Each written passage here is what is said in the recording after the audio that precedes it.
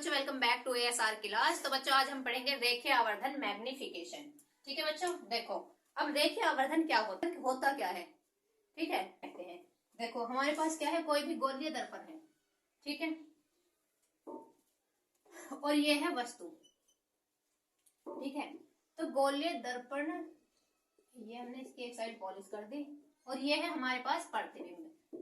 तो अगर हम रेखीय आवर्धन की परिभाषा की बात करेंगे तो क्या बनेगी, ऐसे भी कह सकते हैं कि प्रतिबिंब की ऊंचाई व वस्तु की ऊंचाई के अनुपात को रेखीय आवर्धन कहते हैं। देखो अब हम इसमें लिखेंगे।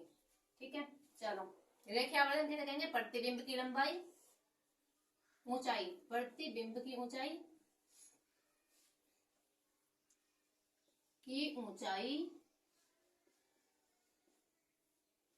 व वस्तु की ऊंचाई के अनुपात को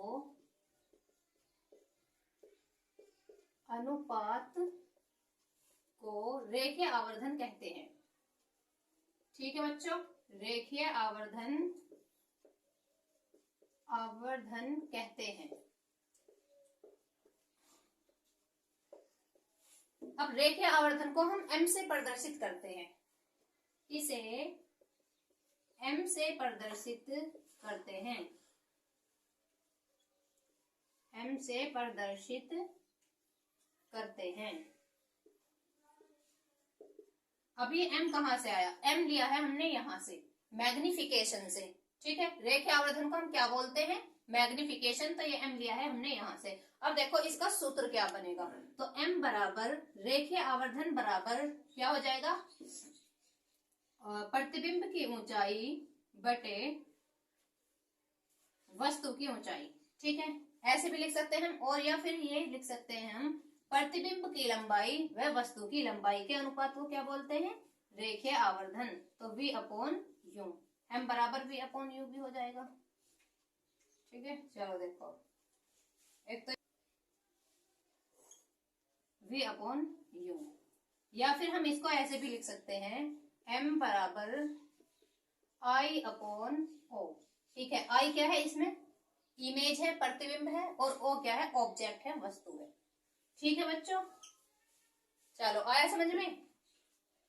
चलो देखो, ये रहा, यहां से यहां तक की दूरी क्या हो जाएगी, वस्तु की दूरी, और यहां से यहां तक की हो जाएगी प्रतिबिंब की दूरी।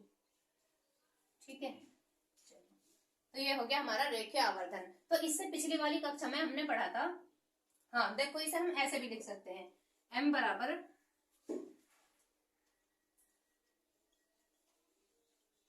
रेखीय आवर्धन बराबर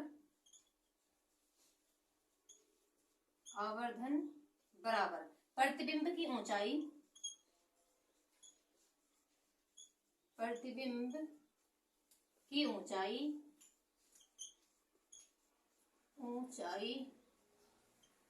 बटे वस्तु की ऊंचाई। ठीक है, बटे वस्तु की ऊंचाई, ऐसे भी लिख सकते हैं हम इसको। तो एक बार देखो दोबारा से कर लेते हैं, दर्पण सूत्र क्या था, तो इसका फॉर्मूला लिखा था हमने 1 अपॉन एफ बराबर 1 upon V plus 1 upon U. ठीक है, ये था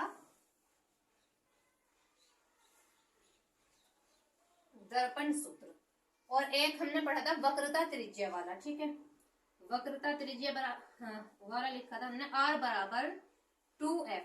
अगर हमें किसी की वक्रता त्रिज्या निकालनी है तो हम निकालेंगे इस वाले फॉर्मूले से, r बराबर 2f। अगर हमें फोकस दूरी निकालनी तो f बराबर r अपॉन 2, ये हो जाएगा। ठीक है, चलो अब हम करेंगे न्यूमेरिकल, इन वाले सूत्रों से, रेखीय आवर्धन वाले से, और इनसे करेंगे अब हम न्यूमेरिकल। चलो